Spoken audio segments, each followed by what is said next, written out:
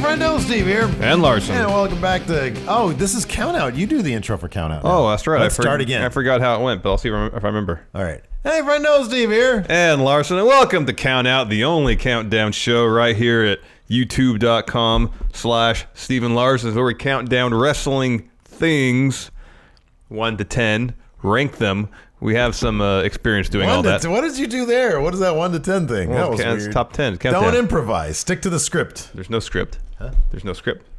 Damn it. No script. Thought we told Hilton. That's why you'd always flub it. There's no script. I thought we told Hilton to get us a script, but then that made me remember on the Friendoverse, on the closed Facebook group that we got going now, or Mikey Omega has going now. It's a great community. There is a post that says, "Who exactly is this Hilton guy?" And then there's like 15 comments about speculation. All speculation. Oh, that's the best. Some people know who he is. Some people have seen him. Some people think that he's imaginary. He's like Bigfoot. He is very Loch Ness monster. He's attained mythic proportions. Exactly. Another wrestler a wrestler who has attained mythic proportions is Daniel Bryan. And he just got cleared to return to WWE. Yeah, on Monday. Tuesday, sorry. We're shooting this literally an hour after we found out that he got cleared. So we were going to do top 10 matches that should be held at the Hardy compound. Which would have been topical. This news came along more topical. More topical than that. So here we are. We now have, evidently, the possibility that Daniel Bryan will be able to wrestle anybody in the WWE. That's what cleared means. Yeah. Which is fantastic. Mania, we'll probably see like a tag match. He and Shane against Kevin Owens and Sami Zayn. Let me ask you something. Do you think we're going to see Daniel Bryan on, like, what kind of schedule do you think he's going to have now that he's been cleared? I would hope it'd be something more along the lines of, at the most, Randy Orton. Okay, at the most. Yeah, okay. I would hope first they would ease him back into things, which is why he's having a tag match at Mania rather than a singles match. Yeah. Also, they would be conscientious enough to realize that he shouldn't be wrestling at house shows really at all. No. So ideally, he'd have something more on par with a Brock Lesnar type schedule. He wouldn't be that scarce. Yeah. He'd be on TV weekly. Yeah. Pay-per-views, obviously. But just don't have him wrestle at house shows. 8 pay-per-views a year. Okay. And 2/3 of the TV. Yeah, 2/3 of the TV. That sounds right. I mean, does AJ? Hey, you know what? 2/3 of the TV. You could do all the TVs if some are 6-man tag matches, or are you just doing a promo? Or promo, yeah. Yeah. I mean, he needs to be there for all the TVs. Yeah. Does AJ? I mean, AJ wrestles pretty much. Wrestles not all the time, but fairly often. Most of the TVs. Yeah. But yeah, I'd say keep him out of the house show. Like, have him appear at house shows. If they're like the special ones, like Madison Square Garden. The greatest, he should win the greatest Royal Rumble, for example. Oh, yeah. Like the special ones. Yeah. Do those. But the ones here, don't do that. Don't do the house show in Sacramento. Nobody needs to see him in Sacramento. Odessa doesn't need him. Austin doesn't need him. Tallahassee doesn't need him. You know, people in those towns might disagree. They would probably like to see him, Milwaukee doesn't need him. Especially if they don't get Raw or SmackDowns coming through town. Portland doesn't need him. Seattle needs him. Seattle needs him. He's from Seattle. Yeah. So Phoenix. Seattle needs him. Phoenix, yes, that's where he lives. Okay, Phoenix, yeah. Madison Square Garden, yes. Denver doesn't need him. You don't need him, Denver. New Mexico doesn't need him. You know New Mexico's a state. Exactly. Nowhere in New Mexico needs him. Unless it's a televised SmackDown event. Albuquerque doesn't need him. There you go. Santa Fe. New Mexico. I'm like, you see the big baller brand? What's his name? LeVar Ball. Like one of the youngest kid didn't know that he thought that Detroit was a state. He was like, no, it's in Michigan's in Detroit. I don't know where that was from. It was a video I saw on Twitter. Anyways, we decided to whip up 10 ideas. 10 for potential dream matches with Daniel Bryan. Now, some of these matches have happened in the indie ranks. Yeah, but people grow. Yeah, people grow. And in fact, one of these matches actually has happened in WWE, but there's been a significant storyline advancement that didn't exist. So these are 10 matches that Daniel Bryan needs to have in WWE right now. Number 10. Johnny Gargano. Why not pit arguably the greatest wrestler in WWE system right now against the other arguably greatest wrestler in WWE system right now? There is one big problem with this, Larson. What? Johnny Gargano is not currently in the WWE system. He got released from NXT. Well, then he should be free to go wherever he wants to. If he wants to show up on SmackDown, if Shane or Daniel Bryan... Hey, Daniel Bryan's been cleared to wrestle. Doesn't mean he's been relieved of his general manager duties. That's true. He should take this opportunity to say, who am I going to face? I want to take on Johnny Gargano. He's an excellent wrestler. I, too, Daniel Bryan, am an excellent wrestler. People want to see this match. I want to be in this match. So he, as general manager, signs Gargano to SmackDown so they can have the match. Now, Daniel Bryan should still have those powers. You mentioned Gargano here on the notes. It says that he's actually wrestled Daniel Bryan before. Yeah. When do you know? I don't know. I didn't look. I'm going to quiz you on all these. No, I just did a quick search, and if a video popped up of two people fighting that wasn't in a video game, I assumed that was a match that took place at one time. And there was a video of Johnny Gargano with long hair versus Bryan Danielson, so it would predate 2009. How old is Gargano? Oh, he's 30 years old. Okay, that makes sense. So I would suspect, 2008, 2009. Yeah, that's a guess. Yeah, but here's the thing. Obviously, Johnny Gargano has been in the wrestling industry far longer than that match probably happened a decade ago. From when he started wrestling to when that match happened. I'm assuming. Yes, because he's only 30 years old. So right now, Johnny Gargano is probably, along with AJ Styles and Roderick Strong, who also should be on this list. Roderick Strong should be on this list. There's a lot of people that should be on this list. Yeah, I know. So those three are like my top three favorite actual in-ring wrestlers right now. Those are all guys that I want to see match up with Daniel Bryan. AJ is later on the list. But Johnny Gargano, my God, the match he put on with Almas, first 5-star match since Punk Cena in WWE. I'm sorry, what did Tyler Bate and Pete Dunne? That was last year. That wasn't 5-star though. He gave it 4 3/4. All right, see. That needs to be 5 stars. Fix that, Dave. And so this is a match that I would absolutely love to see. This would be fantastic. Yes. Number 9. Ricochet. One of the best wrestlers that was on the independent scene. Now he has signed with NXT middle of January. The announcement was made. Making his TV debut soon, I think so. Near as I can tell, he and Bryan Danielson never wrestled in the independent ranks. Okay. Never wrestled. Not in PWG. Not anywhere in the Indies. When did Ricochet debut? I want to say mid-aughts. Okay. But check me on that. Yep. I could be wrong. But this would be a fantastic bout. What did I say, 2008? 2003? Oh, wow. Wow. He's been wrestling for a while then. I guess so, yeah. Anyways, continue. Fantastic bout. Ricochet's impressive athleticism, remarkable aerial moves, but he's also an accomplished wrestler. He's not just a high flyer. He's exceptionally powerful as well. Him taking on Daniel Bryan's highly technical ground game would be awesome to see. I want to see it. I would like. I mean, that's the thing about it. Even if he's had matches with, like we said, he's had matches with half these people on this list. I think more than half. Yeah. He has grown as a wrestler. I mean, granted, over the last 2 years, he's obviously kept in wrestling shape. He's been ready to wrestle this entire time. He's just been waiting to get the call. He's been waiting to get the call. Dr. Joseph Maroon. Or to get the release. Yeah. And he'll go over to Ring of Honor New Japan. Yes. And obviously, guys like Gargano, guys like Ricochet, even if they have fought in the past, which, you're right, it doesn't look like Ricochet and Danielson have, they've grown to becoming. Look at the time in New Japan for AJ Styles. Yeah. He grew leaps and bounds. Yeah. I mean, even he was amazing in TNA, but, going through that type of stuff really changes you as a wrestler. It focuses you, makes you better. Yeah. And so we want to see all these guys after all this time, all the experience.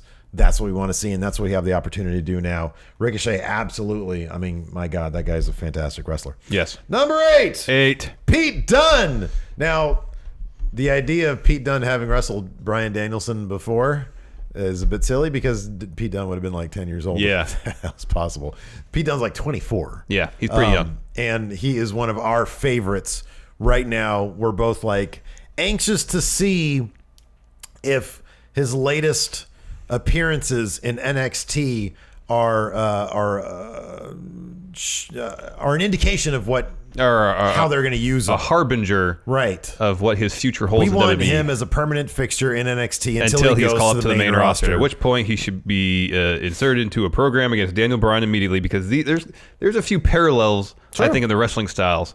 Daniel Bryan, a technical master in the ring. Yes, he's one of the best technical. I already did that. One of the best technical wrestlers in the world. Yes, even though he hasn't wrestled in several years. Yeah.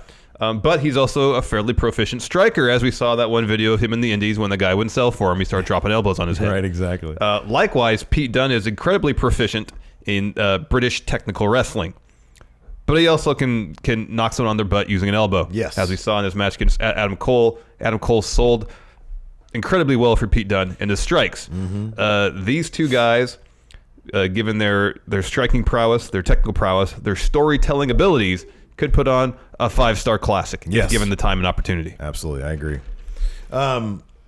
It's funny you mentioned. You mentioned the British style of wrestling. Yeah. He's not in the WWE. Let me ask you this, but I was thinking Zack Sabre Jr. Yeah. I would love to see. He'd be the two best technical wrestlers, arguably, in the entire world, taking on each other. Yes. Let me ask you this: how much would this possible? Let's say a year goes by and Daniel Bryan is totally fine, concussion free, putting on amazing matches with this list, right? Yeah. Would that persuade? Because we saw Shinsuke Nakamura say, and he's definitely on this list. Yes. Say he came to the WWE to fight Daniel Bryan. Yeah. Or we can one assume, of the primary we can reasons. assume that was one of the biggest reasons. Well, he said that. He said as such. Yes.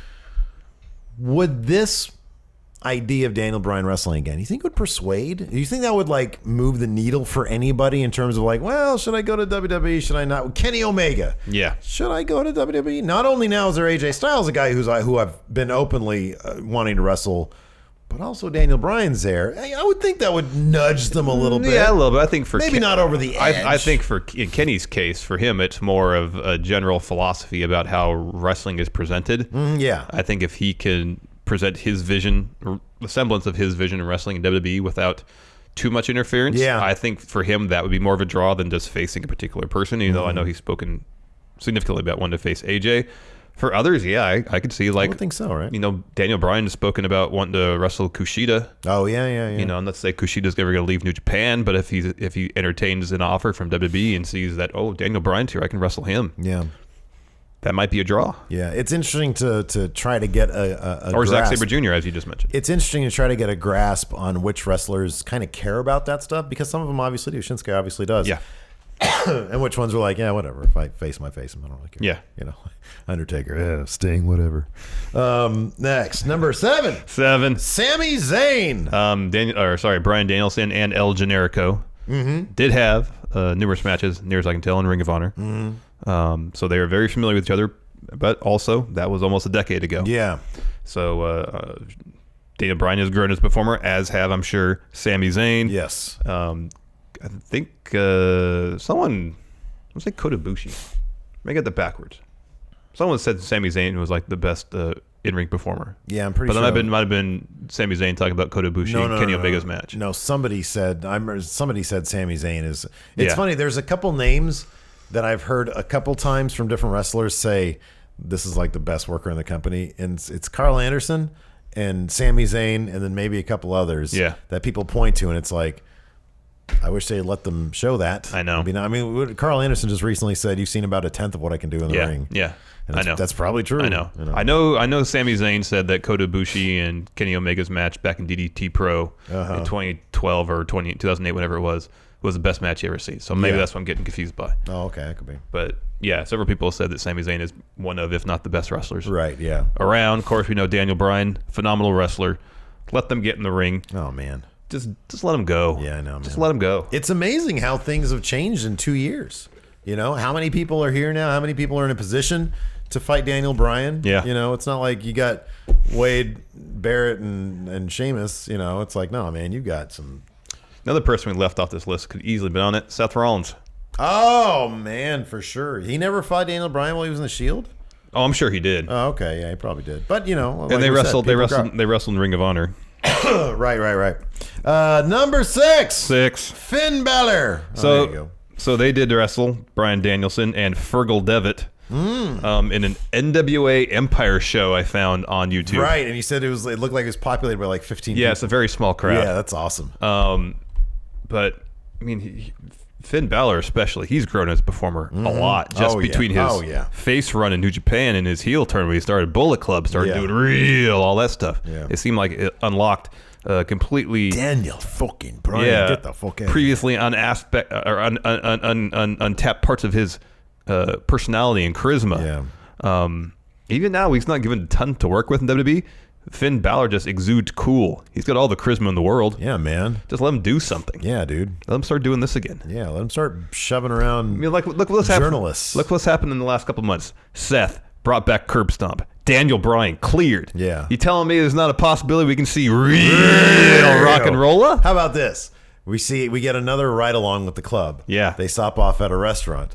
There's a guy there who wants them to chop him, and they do, just like in the video back in New Japan. All right. It's really brutal to watch. That's what I want to see on Ride Along. All right. I want to see a rude version of the club. Yeah. That's what I want to see. Yes. Anyways, moving on. Number 5. Samoa Joe. So let them reignite their feud from Ring of Honor. Yes. Yeah, man. That'd be great. Yeah. That'd be great. But I don't know how they've indirectly, in some cases, very directly talked about wrestlers past in Japan. They've seemed somewhat more hesitant to do that with wrestlers who have been in Ring of Honor. Well, with the exception of Roderick Strong, they were showing Ring of Honor logos. But he was kind of known as Mr. Ring of Honor. Yeah, he was the most Ring of Honor person there was. Yeah. So, another Ring of Honor guy who could be on here is Adam Cole Bebe. Yeah, that'd be fun. But no, I'm sure they would be totally fine. You know. Well, it's one thing showing some stills from Ring of Honor, but actually bringing it up in commentary or feud, having Colt Cabana come in and do some guest commentary. Yeah, something like that. Yeah. But these guys put on some phenomenal matches in Ring of Honor. They can do the same in WWE as long as Samoa Joe can get healthy and stay healthy. It always cracks me out whenever I see like those baby pictures of Bryan Danielson. Like whenever he's in like, oh, look at this class of 2000 and whenever 2 or whatever. Samoa Joe is always there. Yeah. It's always those guys, and then Christopher Daniels is always there. Yeah. You know, they're all just like fresh-faced. Oh, yeah, they were all in Ring of Honor from the beginning. Yeah, so all these guys that he has a lot of history with, we want to see them go at it another time. Yes. Do you think, let me ask you something. What are the odds that Daniel Bryan gets traded to Raw, like after Mania? Pretty high. Probably pretty high. Yeah. It's a pretty big deal over there. It'd be a bummer if that happened, if Nakamura gets the title from Styles. And then, one of the things he really wants is to wrestle Daniel Bryan. Yeah, they're not going to snatch that away from him. I would hope they not. They would have to. If I were Daniel Bryan, I would say, all right, if I'm going to re-sign, I want these things. That's the one thing. It's like, dude, he's got to have so much leverage right now. Like, all right, here's the deal. Listen, here's the deal. I want my own bus. Yeah, exactly. I want my own bus. I want to wrestle this many dates a year. I want my own. I want Nakamura next year at Mania. What is the therapy he was going for? Oh, the hyperbaric chambers. I want my own hyperbaric chamber on the bus. On bus, exactly. So I could just exist there. Mm-hmm. I want the bus to be said chamber. And oxygen rich. Interesting. Yeah. And I want to fight Shinsuke Nakamura at Mania next year at 35. Yeah, exactly. And I'll be able to save myself for that match. So I only want to wrestle. I want to wrestle like I can do 100 tag matches, but I want to do about 20 singles matches. Give me a New Japan type schedule. Exactly. Right. SummerSlam, I take on AJ Styles. Mania, Shinsuke. Next SummerSlam, Finn Balor. Mm-hmm. Yeah. You got to work number 4 and number 5 or Samoa Joe in there somewhere too. They could just be SmackDown. Oh, Royal Rumble. They can be SmackDown. Finn should be higher. It should be Finn should be number 3. Oh no, you got to have Miz number 4. Well, let's go to number 4 and then we'll number 4. Kevin Owens. Pretty sure. Oh, they have wrestled in Ring of Honor back in 2008. Okay. But again, 10 years ago. A decade ago. So Kevin Owens, both of them sure have grown as performers. Yes. This feud would feature some awesome mic work. Kevin Owens could talk trash about Daniel Bryan's head. Yes. Yeah. Headbutt him, a la what he did to Vince McMahon. No, don't do that. No, don't do that. It's like do it on the shoulder, maybe. There you go. Like Jack Gallagher does. Yeah, Jack Gallagher, yeah. Exactly. Yeah, have him do that. But Kevin Owens, assuming by this point it's still heel Kevin Owens, could be vicious in attacking Daniel Bryan's head. Yeah. But safely. And here's the thing, all right? If you have Kevin Owens versus Daniel Bryan, No special guest referee. Shane's not in the building. No weird wonky finishes. Yeah, just let them go in there and do what they do best. Like, we have a walking dream match in AJ Styles, and him and Kevin Owens had, like, what, 3 matches? Yeah, and they're all fairly underwhelming. Not sure what happened there, but... Because they were too worried about prolonging a feud as opposed to giving us a good feud? I guess so. Were his shoulders down? Was it a botch? When you're sitting there wondering about that stuff, you're losing the attention of your audience. Their first match was good, but then they had the weird finish where AJ got caught in the wires of the announce table. Oh, yeah. But the match was good. He got caught in the wire. What a terrible finish. He got caught. I got counted out because I got caught in a thicket of wires. Wires on me. What? Oh, damn it. They're like tendrils. I got counted out. Number 3. The Miz. Storyline-wise, this is the most perfect match that could happen. This is what we're booking on Steven Larson Books Raw. Yeah. Book Raw. Yeah. We're building to this feud because The Miz... I don't know, August of 2016, whatever it was, where Talking Smack was still on. Yep. Dropped that now legendary promo. Yep. Calling out Daniel Bryan for not being able to wrestle. Daniel Bryan called The Miz soft. Yep. A soft wrestler. And since then, there's been beef between them. Even when Daniel Bryan showed up on Raw this last time for Raw 25, it was The Miz pointed at him. Yep. Trying to stick it to Daniel Bryan. Sticking it to him. This match is going to happen at some point. It has to happen at some point. They need to culminate this story between Miz and Daniel Bryan. It's been going on for more than a year. I think it'd be great. The Miz has been stealing Daniel Bryan's moves. Oh, yeah. The it kicks or the S kicks. It's like there's the B plus. There have the been D plus. Things, Sorry. There have been things that I feel like the WWE sort of. I think there was a point when the WWE was thinking, there's the possibility he could get cleared. So maybe let's just sort of drop little things here. Lay the groundwork for a few things just in case. Sprinkle in some things. And The Miz has been one of the biggest. Yeah. The biggest of those things. And they've wrestled plenty. Yeah, they've wrestled plenty, but it would be such a great culmination of a long-term storyline, given that Daniel Bryan was the Miz's, what do they call it, student? Yeah, I was about to look that up on NXT. Yeah, NXT. So there's a lot of backstory between them. There's a lot of backstory there. It's all been great stuff. Even like you go back and watch the very first episode of NXT, Daniel Bryan's the first person to come, or the Miz is the first person to come out, or Daniel Bryan, one of the two, and Daniel Bryan, smooth on the mic, was exactly the guy that you know, and the Miz comes out and they have a thing.